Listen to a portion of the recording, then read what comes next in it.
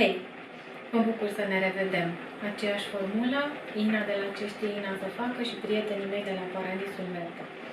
Astăzi gătim niște minunății cu orez sălbatic. Orezul sălbatic arată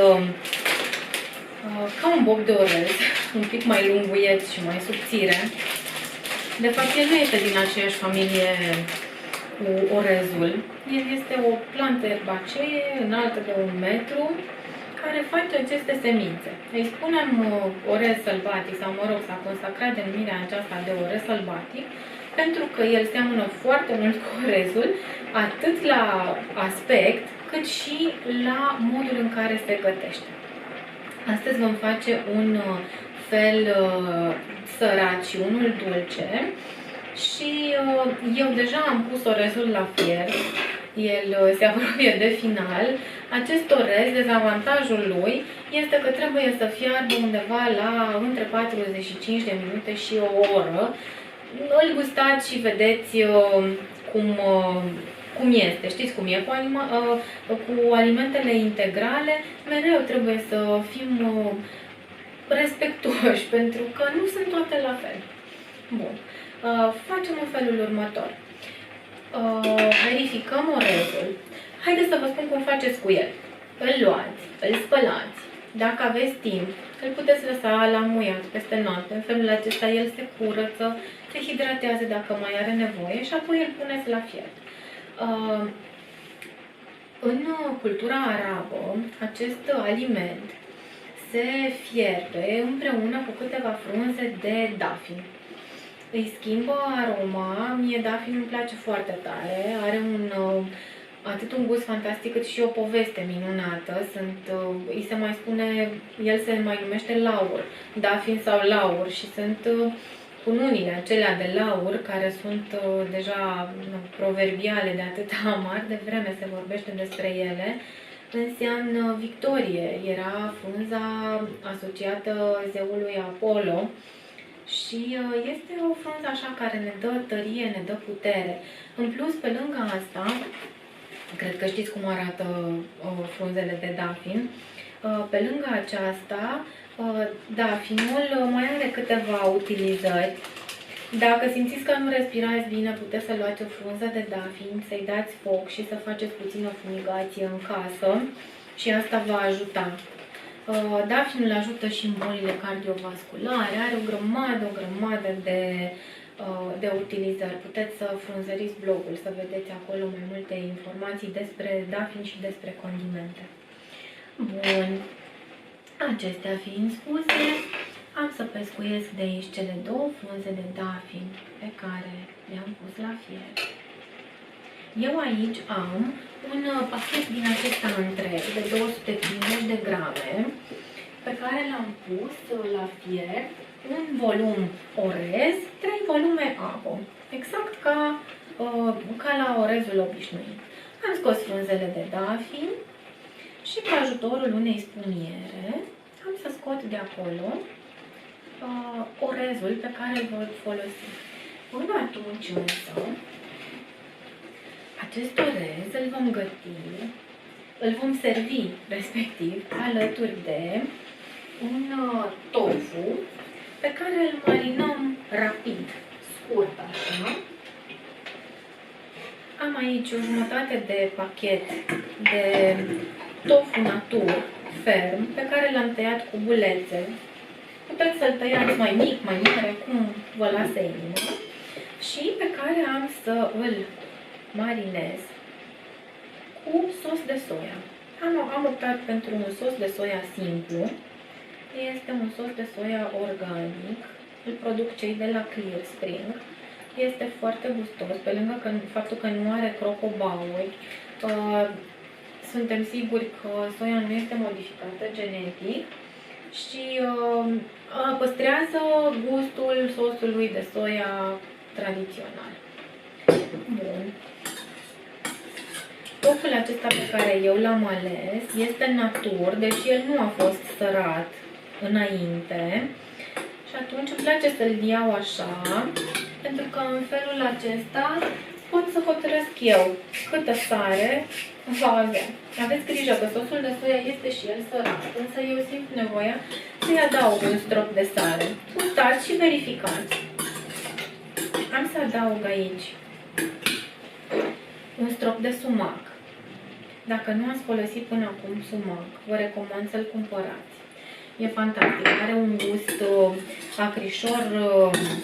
acrișor fructat, așa, se potrivește și în dulci și în sărate, astfel să-l folosim și la preparatul dulce. Este foarte, foarte fain. Bun, puteți să adăugați aici piper, orice alt condiment care vă trece prin cap, orice doriți să experimentați. Tofu este foarte versatil și funcționează foarte bine cu foarte multe. Îl lăsăm așa un pic până când noi amestecăm un pic aici să ne asigurăm că orezul s-a gătit. Bun. Ce vreau eu să fac acum? Ca voi să știți exact când orezul este gătit și este bun de mâncat. Vreau să vă arăt cum arată el atunci când este gătit. Voi lua cu spumiera, voi scurge apa și voi pune aici pe farfurioară o paletă întreagă ca să puteți să vedeți. Vedeți care este diferența? Aici el este negru, este dur, este ferm, evident, și în momentul în care se fierbe, înflorește. Se face maro și din loc în loc se crapă și putem să-i vedem interiorul, care este de un alb păstos. Cam asta ar fi povestea orezului. Facem așa. Îl mutăm de aici, de pe farfurie, că l-ați văzut bine. Mutăm într-un bol. Așa. Pentru o persoană, undeva la 2 palete din acestea sunt suficiente.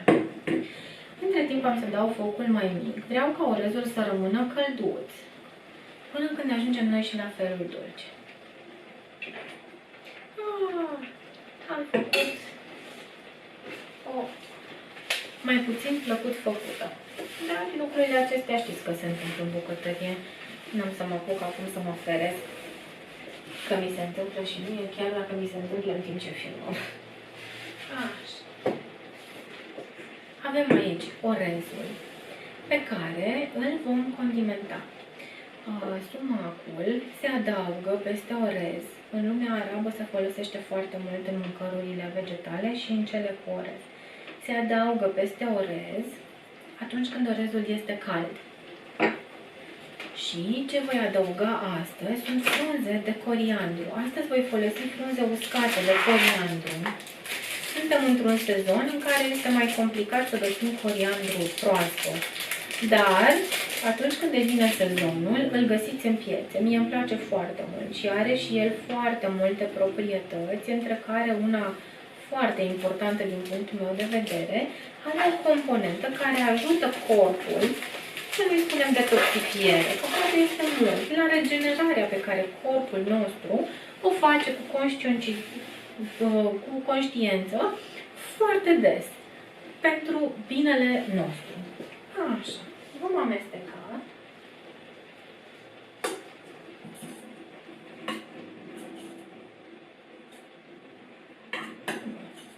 Tot acum, când orezul este cald, am să adaug fulgi de drojdie inactivă. Având în vedere că acum gătesc o mâncare fără gluten, voi folosi astfel de fulgi de drojdie inactivă pentru care producătorul ne garantează necontaminarea cu gluten. Și am să pun câteva fulgi. Fulgii aceștia de drojdie inactivă au un gust asemănător cu cel al parmezanului. Mai sunt numiți brânza veganilor sau, mă rog, a vegetarianilor. Amestecăm.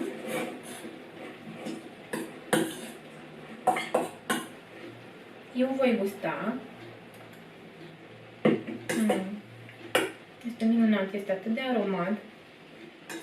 Fantastic. Sumacul acesta este, vă spun, testați-l, cumpărați-l și încercați-l, e fantastic. Are nevoie de încă puțină sare. Eu am pus puțină sare și când l-am fiert, dar se pare că nu am pus suficientă. Îi adăugăm puțină sare.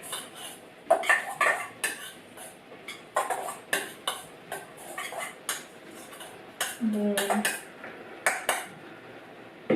Așa.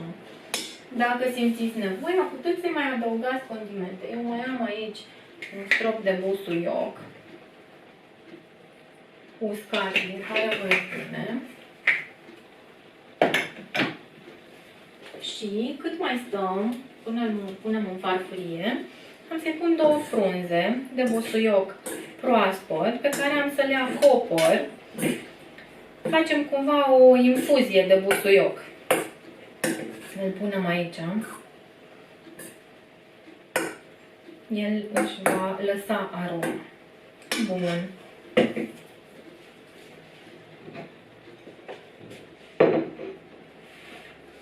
Așa. Acum. Cu această lingură voi lua câteva bucățele de tofu. Le voi așeza așa frumos aici.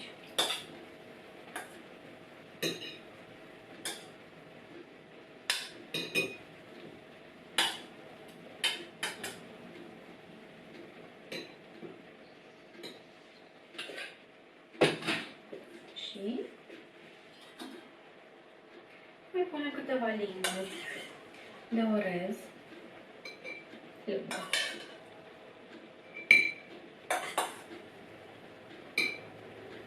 Este o mâncare foarte gustoasă. Ce vă recomand, înainte să folosiți coriandru, testați, gustați din el, puneți o frunză, dacă dați peste el crud, îl găsiți în marile magazine, la raionul acela de proaspete. Dacă îl luați crud, luați o frunză și strângeți-o între degete. Atunci ea își va elibera aroma și vă veți putea da seama dacă este genul vostru de mâncare. Bun. Cam asta ar fi povestea orezului nostru de astăzi. Este foarte gustos, este foarte sănătos și în combinație cu toful acesta iute marinat este fantastic. Vă urez poftă bună și nu plecați, că mă întorc într-un minut cu felul dulce.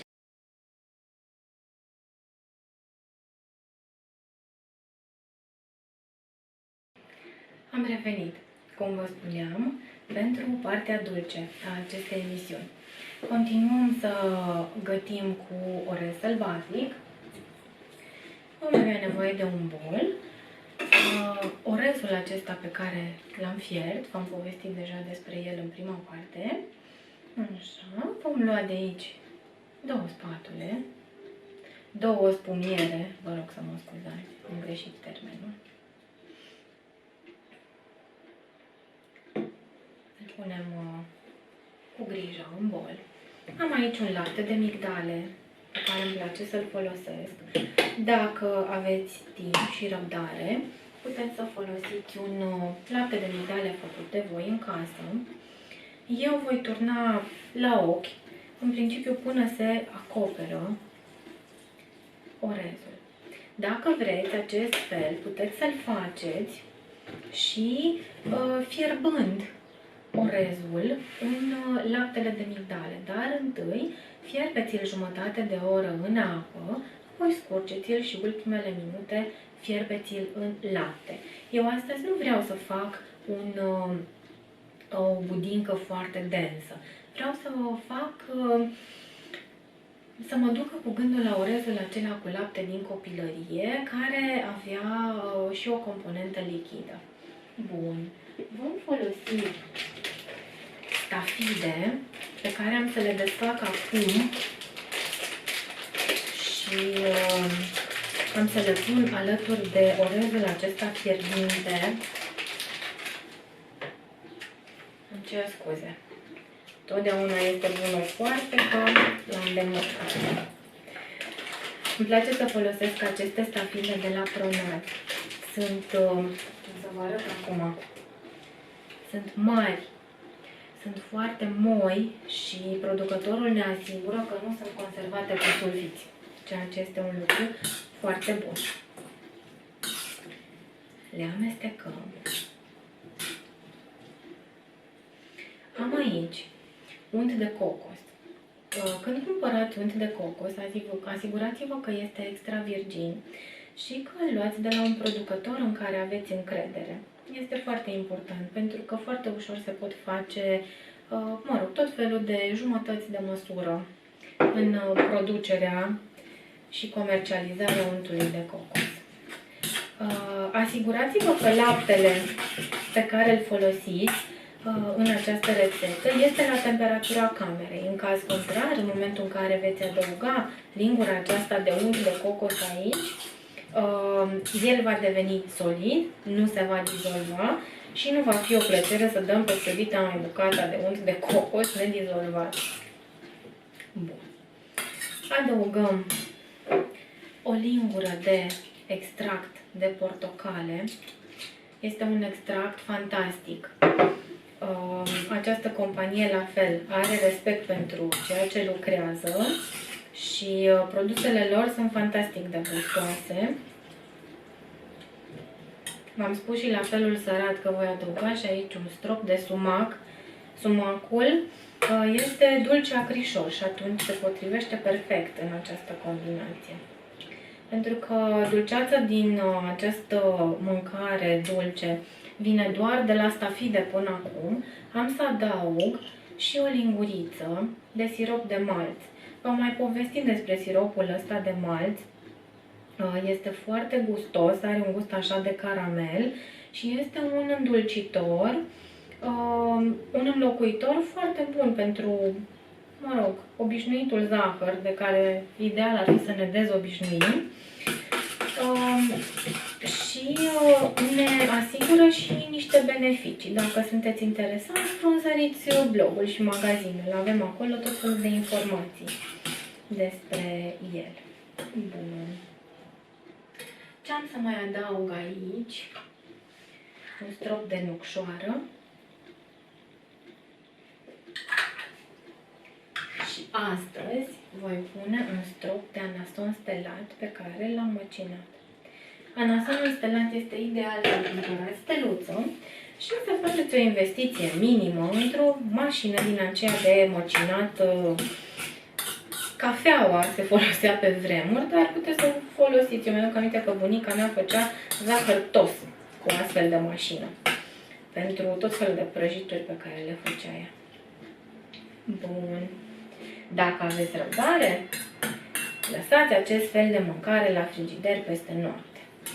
Toate vor deveni și mai gustoase decât sunt. Gusturile se vor împrieteni, dar dacă nu reușiți să vă abțineți, mâncați-l pe loc. Ideal este să aveți o lingură mai mare cu care să-l puneți.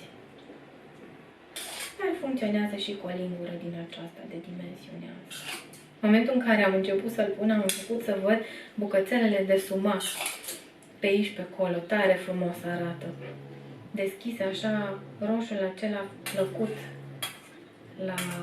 plăcut la vedere pe lângă negrul și maroul acesta al restul ingredientelor. Bun. Și am să mai adaug câțiva fulgi de cocos. La fel și fulgi de cocos. Asigurați-vă că sunt de cultură organică. Asigurați-vă că au textură, că nu sunt foarte uscați. Ei sunt uscați, dar nu trebuie să ne fie greu să-i mestecăm. Cam asta ar fi povestea felului dulce. Astăzi, în principiu, v-am invitat să lucrați cu orezul acesta sălbatic pentru beneficiile lui legate de sănătate și am vrut să vă arăt că el poate să fie versatil și să vă satisfacă gustul, în același timp hrănindu-vă corpul. Am făcut mâncăruri simple, ușoare, care nu durează mult și nu solicită prea mult efort din partea noastră. Am folosit ingrediente minunate pe care le găsiți pe rafturile magazinelor Paradiso Verde, fie ele fizice, fie online. Să aveți o zi frumoasă! Eu sunt Ina și bun soare în mâncare!